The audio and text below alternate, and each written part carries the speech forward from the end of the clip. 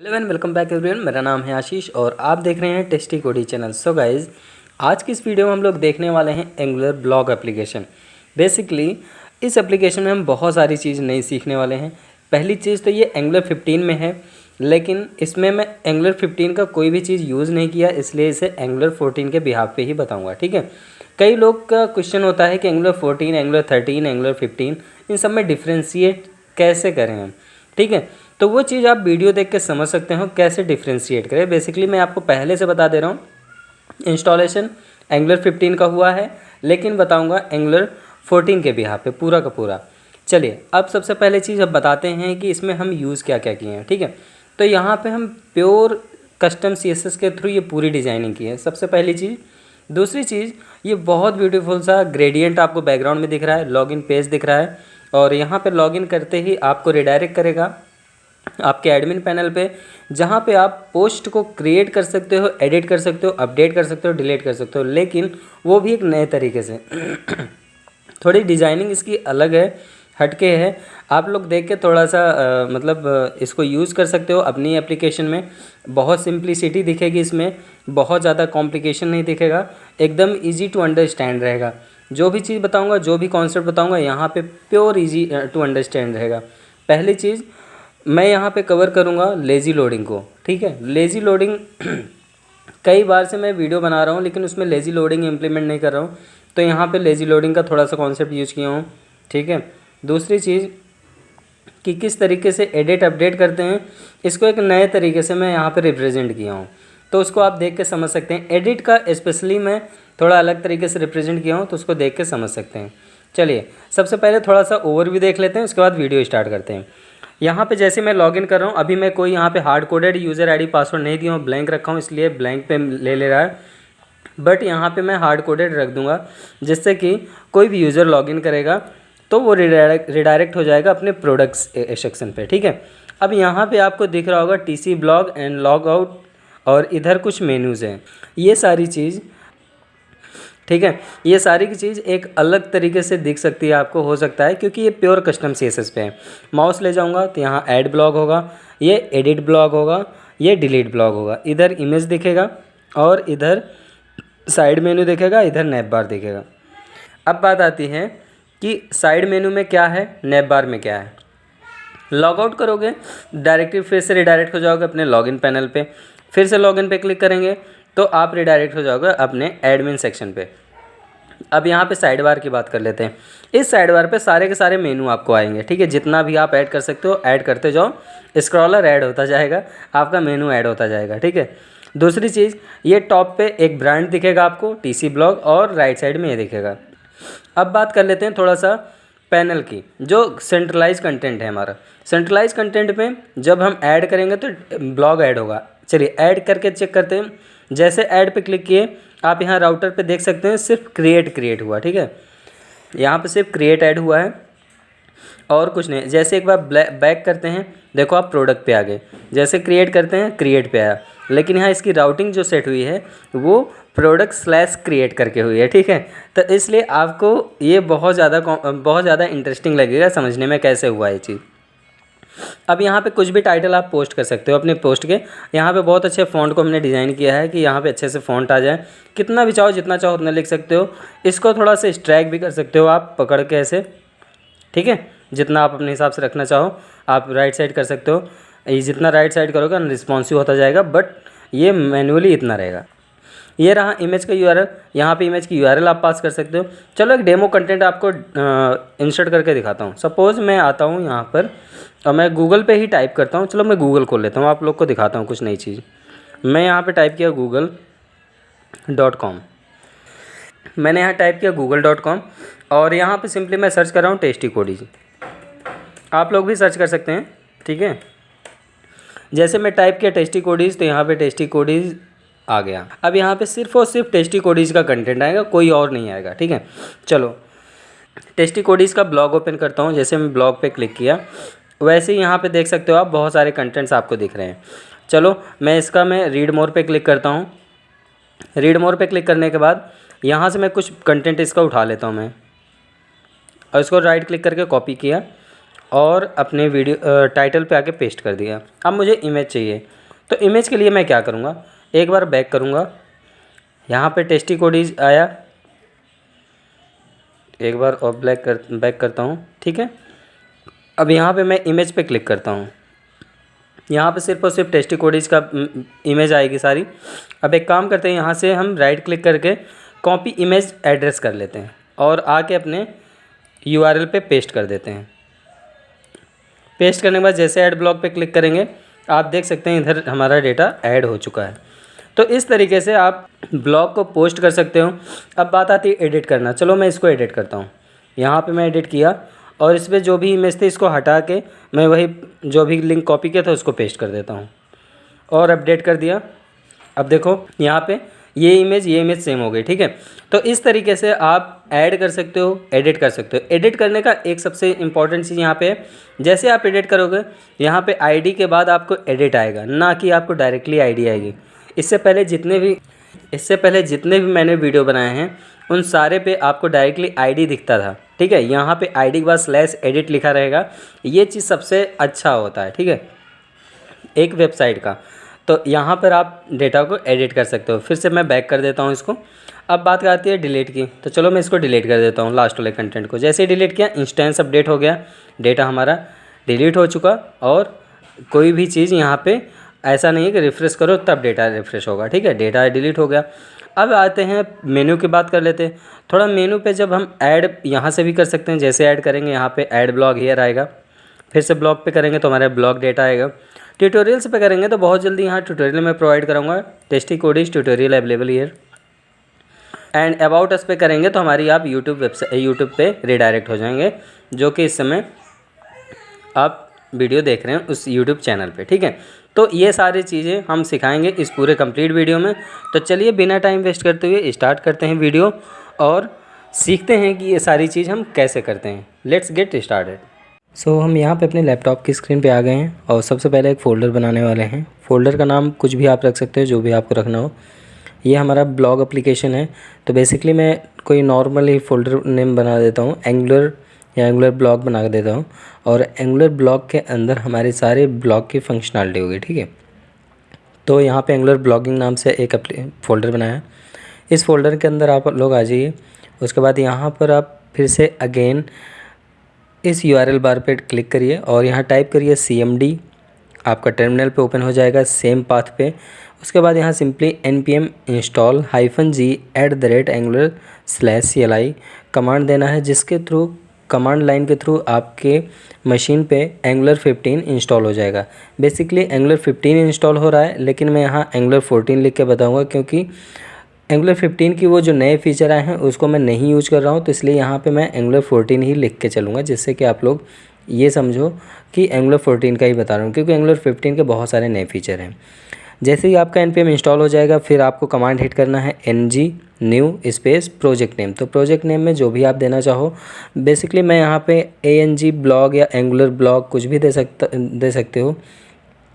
मैं यहाँ पे दे देता हूँ एंगुलर ब्लॉग, और एंगुलर ब्लॉग नाम से ही प्रोजेक्ट क्रिएट कर रहा हूँ। ये एक तरीके का प्रोजेक्ट क्रिएट करने का कमांड होता है, ठीक है। अब यहाँ पर दो ऑप्शन मांगेगा। पहला, would you like to add routing, तो आपको यहाँ पे एस करना है, क्योंकि आपको राउटिंग ऐड करनी है, ठीक है। फिर दूसरा ऑप्शन आएगा, इस फ्रेमवर्क स्टाइल शीट का कौन सा यूज करना चाहते हो, तो मैं CSS ही चूज करता हूँ। CSS ही चूज करके एंटर कर देता हूँ।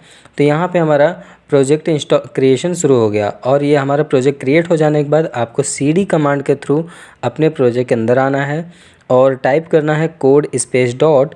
इतना लिखते ही आपका पूरा प्रोजेक्ट विजुअल स्टूडियो कोड पे ओपन हो जाएगा।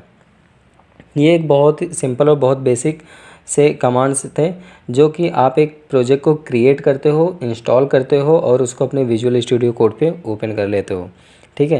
तो ये हमारा प्रोजेक्ट ओपन हो चुका है हमारे विजुअल स्टूडियो कोड पे।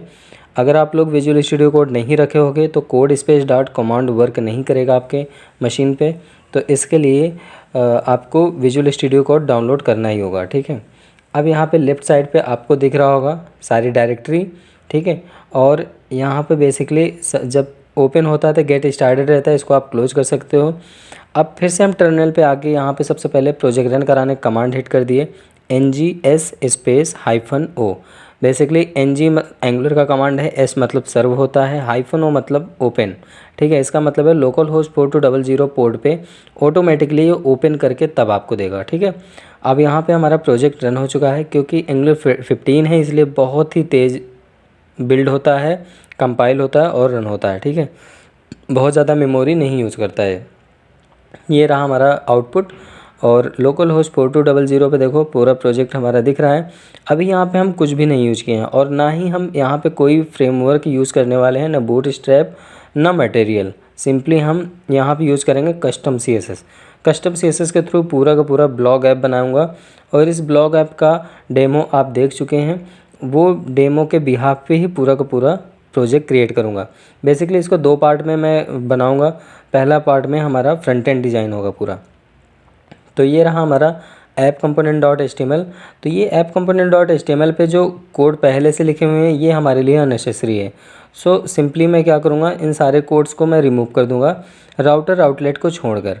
राउटर आउटलेट इसलिए नहीं रिमूव करूँगा क्योंकि हमें अभी राउटिंग करना है और मल्टीपल कंपोनेंट्स बनेंगे और 1-2 मॉड्यूल अलग से बनेगा। तो इस वजह से मैं राउटर आउटलेट को इसी पे रहने देता हूँ जो हमारे इनिशियली तरीके से चल रहा है। और यहाँ पे सिंपली एक H1 टैग मैं लिख देता हूँ, वेलकम टू टेस्टी कोडीज, या तो welcome to our blog application website, जो भी आप लिखना चाहो वो आप लिख दो।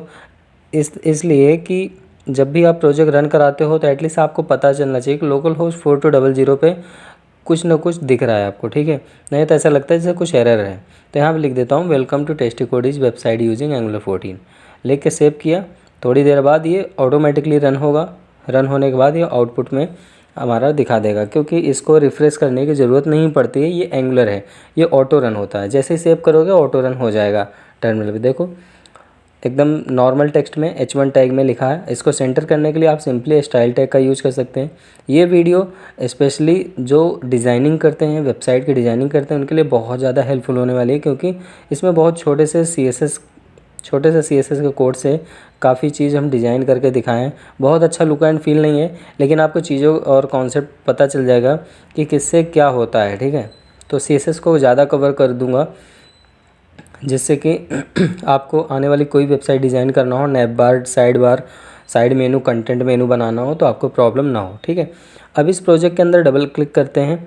अब इस प्रोजेक्ट के अंदर आएंगे, यहाँ पर फिर से CMD टाइप करेंगे, और CMD टाइप करने के बाद यहाँ पर हम बनाने वाले हैं कंपोनेंट्स बनाने के लिए हमें पहले मॉड्यूल बनाना पड़ेगा। तो मॉड्यूल बनाने के लिए सिंपली कमांड देंगे ng space m space main. तो मेन नाम का एक मॉड्यूल बनेगा। मॉड्यूल जैसे app.module.ts है, उसी तरीके से मेन नाम का एक फ़ोल्डर बनेगा, और उस फोल्डर के अंदर main.module.ts बनेगा। अब आप सोच रहे होगे कि मैं कस्टम मॉड्यूल क्यों बना रहा हूँ। तो बेसिकली कस्टम मॉड्यूल इसलिए बना रहे हैं कि हमें मल्टीपल पेज बनाने हैं, और मल्टीपल पेज को लेजी लोडिंग के थ्रू कॉल कराना है, ठीक है। तो यहाँ पे लेजी लोडिंग कॉन्सेप्ट भी आपको समझ में आ जाएगा। देखो फोल्डर बन गया, फोल्डर के अंदर फाइल भी आ चुकी है। अब इस मॉड्यूल के अंदर हमें कंपोनेंट चाहिए, तो उसके लिए मैं कमांड सेट करूँगा। वो कमांड जो कि बहुत सिंपल है, ng एंगुलर का कमांड है, G for generate, C for component space main --- skip -test.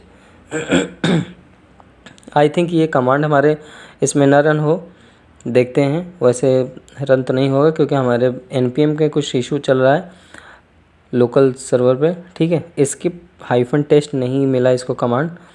एक सेकेंड, स्किप, आई थिंक कुछ इशू हो रहा है, कोई कमांड के कोई वर्ड्स में इशू है। एक बार देख लेते हैं इसको फिर से, अगर ये बनता है तो ठीक है, नहीं तो अवॉइड करते हैं इसको हम। तो अगेन सेम इशू जनरेट, तो हम इसको अभी अवॉइड करते हैं, डायरेक्टली हम कंपोनेंट्स बनाते हैं, ठीक है। तो ng एंगुलर का कमांड होता है, एंगुलर CLI का कमांड है, G फॉर जनरेट होता है, C फॉर कंपोनेंट होता है, और मेन नाम का हमारा कंपोनेंट बनेगा, ठीक है। तो मेन नाम का फोल्डर तो ऑलरेडी बन चुका है, तो उसके अंदर ये 4 फाइलें फिर क्रिएट हो जाएगी, HTML, spec.ts, CSS and HTML, ठीक है। तो देखो ये चारों फाइल आ गई, साथ में मॉड्यूल आ गया। अब इस मॉड्यूल के अंदर देखो मेन कंपोनेंट आ चुका है, जो TS फाइल बनी है अभी हमारी। तो इसी तरीके से ये तो हमारा मेन कंपोनेंट हुआ। अब इसी तरीके से हम एक बनाते हैं एडमिन कंपोनेंट, ठीक है, जिसके अंदर हमारा सारा का सारा डेटा होगा एडमिन के बिहाफ में। डेटा एडमिन पोस्ट करेगा, यूज़र ओनली व्यू करेगा, ठीक है। तो इसलिए हम एक काम करते हैं, एक एडमिन नाम का मॉड्यूल बनाते हैं। अभी तो फ़िलहाल इसको ऐसे एज ए दिस रहने देते हैं। आप देख सकते हैं मेन कंपोनेंट वगैरह सारी चीज़ें यहाँ पे वर्क कर रही हैं। अब एक फिर से मॉड्यूल बनाने वाला हूँ, ng_m एडमिन। अब ये क्या करेगा, ये भी एडमिन नाम का फ़ोल्डर क्रिएट करेगा। फ़ोल्डर क्रिएट करने के बाद admin.module.ts फाइल क्रिएट करेगा। उसके बाद इस एडमिन के अंदर जितने प्रोजेक्ट बनाएंगे सारे के सारे कंपोनेंट को ऑटोमेटिकली अपडेट करता रहेगा, ठीक है। हम आपको मैनुअली करने की कोई ज़रूरत नहीं। देखो यहाँ पे फाइल क्रिएट हो गई है एडमिन। अभी इस एडमिन के अंदर देखो अभी कोई कंपोनेंट कॉल नहीं हुआ है, लेकिन जैसे ही कमांड के थ्रू भी कंपोनेंट बनाऊंगा वो सारे के सारे यहाँ पे ऑटोमेटिकली अपडेट होने लगेंगे। तो यहाँ पे ng_c एडमिन, ठीक है। अब ये एडमिन नाम का क्या हो रहा है, हमारा कंपोनेंट क्रिएट होगा।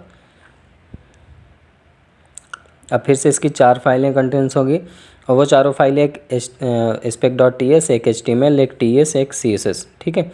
4 फाइलें क्रिएट हो गई और देखो नीचे लिखा है अपडेट admin.module.ts। अब admin.module.ts पे देखो तो एडमिन कंपोनेंट इंपोर्ट हो चुका है ऑलरेडी। आप ts पे आओगे, ये देखो एडमिन कंपोनेंट आपको दिख रहा है यहाँ पे डिक्लेरेशन में ऑटोमेटिकली आ गया। तो अब जितने कंपोनेंट मैं बनाऊँगा सारे के सारे एडमिन एरिया का मैं बना रहा हूँ, ठीक है, क्योंकि एडमिन एरिया पोस्ट करेगा बाद में उसको यूज़र व्यू करेगा। तो इसलिए एक काम करते हैं, थोड़ा स्क्रॉल डाउन करते हैं। स्क्रॉल डाउन करने के बाद यहाँ पे अब एडमिन स्लैश और यहाँ पे मैं देता हूँ मेनू। पहले मेनू का कंपोनेंट बनेगा और ये मेनू बेसिकली साइड बार होगा, ठीक है। नैप बार के लिए अलग कंपोनेंट बनाऊँगा, ये साइड बार के लिए मैं बना रहा हूँ मेनू कंपोनेंट। अब देखो यहाँ पे भी इसी के अंदर हमारी एक फ़ाइल जनरेट हो जाएगी, फ़ोल्डर जनरेट होगा, फ़ोल्डर के अंदर फाइल्स होंगी, ठीक है। तो यहाँ पे देखो, ये देखो एक नया फ़ोल्डर क्रिएट हो गया एडमिन सेक्शन के अंदर। इसी तरीके से अब मैं एक नैप बार का बनाऊँगा। मैं नैप के लिए ओनली मैं नैप दे रहा हूँ और इसमें नैप कम्प्लीटली बन जाएगा, ठीक है। और यहाँ पे हम बहुत ज़्यादा नैप बार पे फोकस नहीं करेंगे, यहाँ पे फोकस करेंगे साइड बार पे और कंटेंट एरिया पे, और सारा का सारा कस्टम CSS के थ्रू करेंगे। देखो अब यहाँ पे मैं देने वाला हूँ क्रिएट पोस्ट। मैं यहाँ पे प्रोडक्ट दे रहा हूँ, जो भी हमारा ब्लॉग का प्रोडक्ट होगा वो दिखेगा, ठीक है। ब्लॉग में ये सारा चीज़ मेनली ये हमारे प्रोडक्ट मतलब ब्लॉग के प्रोडक्ट के बिहाफ पे रहेगा। अब यहाँ पे क्रिएट बनाऊँगा मैं,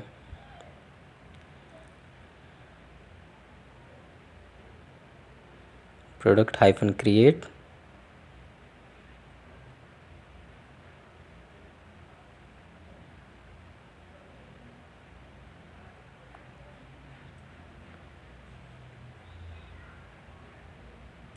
ठीक है।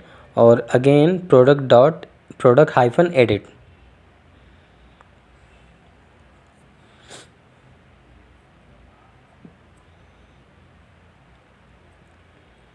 ये सारे के सारे जितने भी हमारे फ़ोल्डर बन रहे हैं, फाइल एंड फ़ोल्डर, ये सारे ऑटोमेटिकली अपडेट होते जा रहे हैं हमारे एडमिन मॉड्यूल में, ठीक है। तो यहाँ पे सारे के सारे कंपोनेंट बन चुके हैं। अब एक बार मैं आपको दिखा दूँ, ये देखो admin.module.ts ही है, इसके अंदर सारे कंपोनेंट है, admin component, menu component, nav component, product create component and product edit component, ठीक है। तो ये सारे के सारे कंपोनेंट्स आ चुके हैं। अब इस कंपोनेंट के पे हमें वर्क करना है। इस कंपोनेंट पे वर्क करने से पहले इसको कम्प्लीटली हम राउटिंग वगैरह कर लेते हैं, लेज़ी लोडिंग के थ्रू राउट कर लेते हैं और इसको अभी एक एक चीज़ करके समझ लेते हैं कि राउटिंग कैसे होता है। इसके बाद हम डायरेक्टली CSS पे वर्क करेंगे, ठीक है। तो ऐप routing.module.ts पे आ जाते हैं। यहाँ पर हम सबसे पहले तो हमारा इनिशियली जो होगा चलेगा वो हमारा होगा मेन, ठीक है। तो पाथ दिया, पाथ कोलन सिंगल कोट,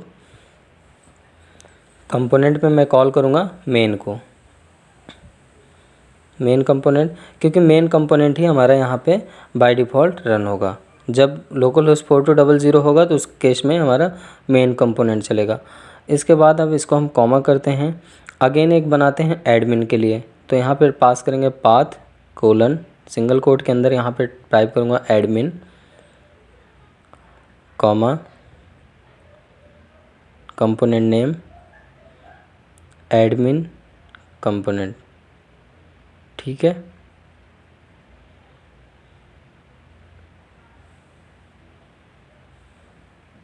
जैसे जैसे आप कंपोनेंट कॉल करोगे वो ऑटोमेटिकली ऊपर यूज होता जाएगा। ठीक है,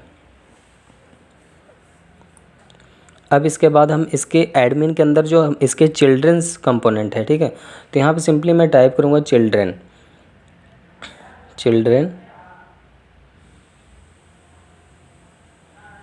एक सेकेंड, चिल्ड्रन का सजेशन क्यों नहीं आ रहा, CHILDREN कोलन एरे के अंदर। ठीक है, कोई नहीं, ऊपर एक्चुअली कॉमा नहीं लगाया हूँ तो इस वजह से आ रहा है, वो अभी फिक्स कर देता हूँ। अब यहाँ पे मैं पाथ देता हूँ। अब यहाँ पे मैं पाथ दूंगा नैब का, साइड बार का, मतलब मेनू का, क्रिएट का, एडिट का और प्रोडक्ट का। ठीक है, तो यहाँ पे मैं प्रोडक्ट पे आ गया। प्रोडक्ट पे आने के बाद कंपोनेंट भी प्रोडक्ट वाइज कॉपी कर लेते हैं।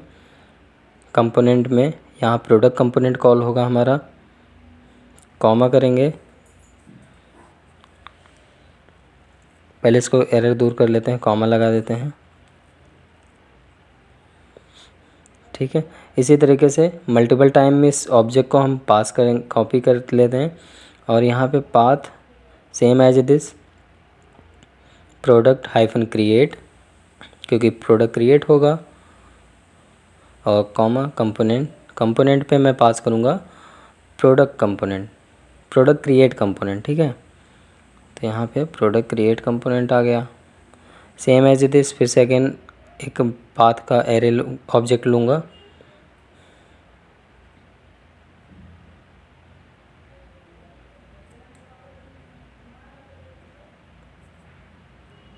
पाथ, और यहाँ पे दूंगा प्रोडक्ट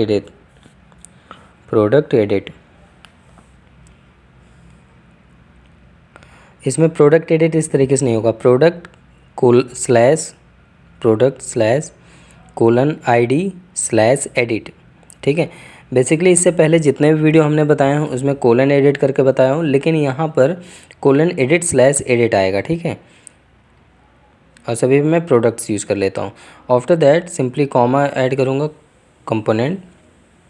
कंपोनेंट के बाद कोलन, एंड यहाँ पे मैं यूज़ करूँगा प्रोडक्ट एडिट कंपोनेंट। ठीक है, प्रोडक्ट एडिट कंपोनेंट जो कि तीसरे नंबर पे, इसको इंपोर्ट कर लेता हूँ मैं। ठीक है, नाउ ये इतना हमारा डन हो चुका है। अब रही बात नैब बार की, नैब बार को तो हम डायरेक्टली राउटर आउटलेट के थ्रू हम कॉल कर लेंगे, उसको जिस जगह पे सेट कर देंगे वो बाय डिफ़ॉल्ट ऐसे रहेगा। अभी देखो लोकल होस्ट पोर्ट 200 पे हमारा ऐसे रन हो रहा है। एक बार ये हमारा बिल्ड हो रहा है, फिर से बिल्ड होकर कंपाइल हो जाए, देखो आउटपुट क्या आता है। अब देखो यहाँ पे आने लगा ना मेन वर्क्स, तो इसका मतलब है हमारा ऐप कंपोनेंट डॉट HTML भी रन हो रहा है और ये भी आ रहा है। अब स्लैश एडमिन करता हूँ, देखो एडमिन वर्क लिख उठेगा। एडमिन के साथ स्लैश लगा के क्रिएट कंपोनेंट प्रोडक्ट क्रिएट पे क्लिक करेंगे तो प्रोडक्ट क्रिएट का कंपोनेंट कॉल हो जाएगा। प्रोडक्ट्स, ये प्रोडक्ट्स कंपोनेंट हैं, ये तो रिडायरेक्ट कर दिया हमको लोकल पे। फिर से अगेन ट्राई करते हैं, स्लैश एडमिन सही वो कर रहा है। एडमिन के बाद मैं टाइप करता हूँ प्रोडक्ट्स। अच्छा, प्रोडक्ट्स अभी इसको मैं एक बार कॉपी कर लेता हूँ, शायद हो सकता है प्रोडक्ट्स की स्पेलिंग की वजह से कुछ गड़बड़ हो रहा। सो यहाँ पर हम टाइप करते हैं प्रोडक्ट्स, एंटर करते हैं, अभी भी एडमिन वर्क। ठीक है, बट अब इसके आगे हमारा क्या है, product create component and product edit component. इसको मैं हिट करूँगा तो ये नहीं रन होने का। ठीक है, ऐसा क्यों, तो अभी इसको हमें क्या कॉन्फ़िगर करना पड़ेगा। अभी ये कॉन्फ़िगर कम्प्लीटली कॉन्फ़िगर है ही नहीं, तो इसलिए ये दिखेगा ही नहीं। तो मैं देखो प्रोडक्ट क्रिएट कर रहा हूँ। ठीक है, अब देखो प्रोडक्ट क्रिएट किया लेकिन एडमिन वर्क ही दिखा रहा है, क्योंकि प्रोडक्ट क्रिएट कंपोनेंट पे कॉल ही नहीं हो रहा है ये। तो जब मैं करूँ प्रोडक्ट क्रिएट तो क्रिएट पे कॉल हो, प्रोडक्ट एडिट करूँ तो एडिट पे कॉल हो। ठीक है, ये मेनली हमारी फंक्शनलिटी होनी चाहिए। इस फंक्शनलिटी के बिहाफ पे हम प्रोजेक्ट को बना रहे हैं। तो यहाँ पर आपको सिंपली करना ये है कि सबसे पहले तो आपको आना है ऐप अपने मॉड्यूल डॉट टी एस पे। मॉड्यूल डॉट टी एस पे आने के बाद पहले चेक करते हैं, हाँ यहाँ पे सारी चीज़ें सही है। अगेन आते हैं admin module dot T S पे, यहाँ पे चेक करते हैं एडमिन कंपोनेंट, ठीक है। ये एडमिन मॉड्यूल्स को कॉपी करते हैं, ठीक है। एडमिन मॉड्यूल्स को कॉपी करने के बाद अपने ऐप मॉड्यूल में इसको इंपोर्ट एरे में डालना पड़ेगा। तो इंपोर्ट एरे के अंदर कॉमा, सेपरेट कॉमा यूज़ करके यहाँ पे सिंपली ऐप मॉड्यूल को इंपोर्ट कर लेना है। अब क्या होगा कि ऐप मॉड्यूल अब एक्सेस कर सकते हो किसी भी तरीके से। इसी तरीके से मेन मॉड्यूल को भी मैं कॉपी कर लेता हूँ। कॉपी करने के बाद आता हूँ अपने ऐप मॉड्यूल पे और यहाँ पे अगेन कॉमा पास करके मेन मॉड्यूल को भी कॉल कर लेता हूँ और यहाँ पर इंपोर्ट करके फिक्स कर लेता हूँ इसको, ठीक है। ये भी इंपोर्ट हो गया। अब हमारा सारा चीज़ डन हो चुका है। एक बार सेव कर लेते हैं इन सारी फाइलों को। अब एक बार चेक करते हैं कि क्रिएट और वो वर्क कर रहा है कि नहीं। अभी हो सकता है ना वर्क करे, क्योंकि भी एडमिन पे हम राउटर आउटलेट तो यूज़ ही नहीं किए, तो इसलिए नहीं वर्क करना चाहिए। मे भी हो सकता है वर्क भी करें, ये एंगुलर का मिथ है, हर 6 महीने पर अपडेट होता रहता है, कुछ भी हो सकता है, ठीक है। तो यहाँ पे मैंने एडमिन किया, तो इसे एडमिन वर्क दिखाना चाहिए अभी। तो पेज लोड होने में टाइम लग रहा है, आई थिंक कुछ इशू है, ठीक है। एडमिन वर्क दिखा दिया। अब स्लैश लगा के मैं प्रोडक्ट्स पास कर रहा हूँ। एक बार प्रोडक्ट्स फिर से मुझे रिडायरेक्ट करते हैं, मैं गलत यूआरएल पास कर देता हूँ, मुझे कॉपी करना पड़ेगा प्रोडक्ट को। एक काम करते हैं, अपने राउटिंग पे आते हैं यहाँ पर, ठीक है। ऐप राउटिंग यहाँ पे सही है। राउटर मॉड्यूल को एक काम करते हैं, अपने मॉड्यूल पे कॉल कर लेते हैं, ठीक है। तो सिंपली एडमिन मॉड्यूल के अंदर आके इंपोर्ट्स के अंदर राउटर मॉड्यूल को इंपोर्ट कर लेते हैं। ये एंगुलर राउटर का पार्ट है, सेव कर लेते हैं। अब देखते हैं, मे बी वर्क करना चाहिए इसको। एक बार फिर से रिफ़्रेश हो रहा है। रिफ़्रेश होने के बाद अभी मेन वर्क दिखा रहा है स्लैश एडमिन, अभी एडमिन वर्क दिखाने लगा स्लैश प्रोडक्ट्स, ठीक है। तो प्रोडक्ट्स वर्क में भी अभी एडमिन ही दिखा रहा है, अभी नहीं आया हमारा प्रोडक्ट कंपोनेंट, हमारा कॉल ही नहीं हो रहा, ठीक है। तो प्रोडक्ट कंपोनेंट कॉल करने के लिए हम एक काम करते हैं, फिर से आते हैं अपने टीएस विजुअल स्टूडियो कोड पे और यहाँ पर राउटिंग मॉड्यूल पे आते हैं। इसको एक बार कॉपी करके पेस्ट करके चेक करते हैं, वैसे स्पेलिंग सही है, ठीक है। एडमिन वर्क ही दिखा रहा है।